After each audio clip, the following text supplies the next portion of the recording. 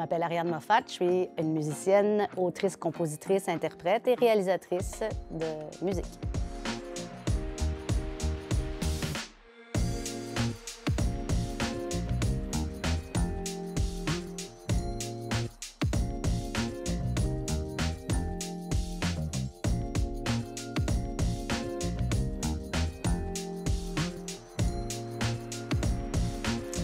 Je dirais que dans mon enfance, la musique qui jouait à la maison, ça a déjà été inspirant parce que mes parents écoutaient beaucoup des chanteurs québécois de la musique francophone.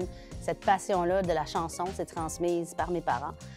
Puis, même si je ne viens pas d'une famille artistique, je dirais qu'il y avait une curiosité qui reste à ce jour pour moi la plus grande qualité pour être un artiste. Donc, la curiosité d'aller voir des spectacles, d'accompagner ma mère, de nous amener dans toutes sortes d'événements. C'est comme ça que j'ai, moi, développé l'intérêt pour ce super univers.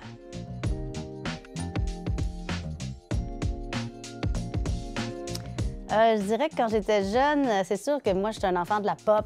Toutes les années 90, les boys bands, New Kids on the Block, danser, ça ne dit rien à personne aujourd'hui, ado. Mais vraiment, j'ai accroché tout de suite à la musique mainstream pop. Et même si j'écoutais plein de choses, j'adorais les mélodies accrocheuses de cette musique.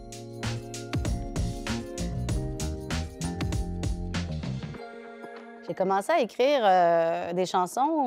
En fait, c'était un peu mon journal intime qui s'est traduit tranquillement avec des mélodies, mais c'était un lieu d'expression, ce petit journal-là. Écrire comment je me sentais, ce que je vivais. Puis j'ai vraiment l'impression que mon cahier journal intime est devenu mon cahier de chansons, à peu près vers 14-15 ans.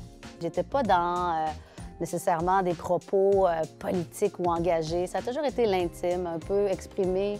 Une certaine forme de solitude, des doutes, des sentiments souvent plus sombres que lumineux, là, et avoir l'occasion de sortir ça de mes tripes, puis éventuellement d'en faire des mélodies.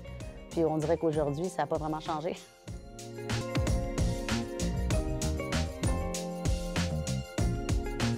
J'avoue que j'ai eu des moments, des grands spectacles. Je pense au premier show, mettons, du Cirque du Soleil dans les années 80. Ma mère m'amenait là, puis là, ce monde du spectacle s'offrait à moi. Puis cette magie-là, je sais que tous les enfants la vivent, mais on dirait que moi, je me projetais dans l'idée de faire partie, d'être de l'autre côté du mur, puis d'être sur la scène.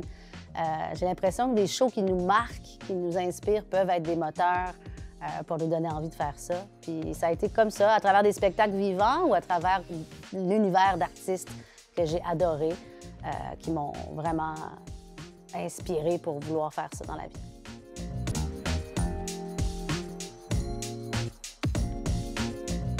C'est facile, c'est la crowd la plus fun. Les ados ou les jeunes, je sais pas, ça répond bien. Mais au-delà de ça, je pense que c'est sûr que ça me tient particulièrement à cœur de convaincre à quel point il y a une grande valeur à la culture de chez nous, à la musique francophone. Souvent, on est tellement convaincus parce qu'on se fait bombarder de musique de partout, qui est excellente par ailleurs, mais ça nous fait un peu dévaloriser ce qu'on a chez nous. Puis moi, ça fait des années que j'ai envie de dire à tout le monde, connais-tu tel artiste? As-tu envie d'écouter ça? Va voir tel show parce que c'est pas moins bon qu'ailleurs. Fait que moi, je pense que c'est une responsabilité même d'éveiller un peu les jeunes générations à ce qui se fait ici. Je sais qu'il y en a qui en écoutent déjà, qui en consomment la culture d'ici, mais c'est une mission pour moi.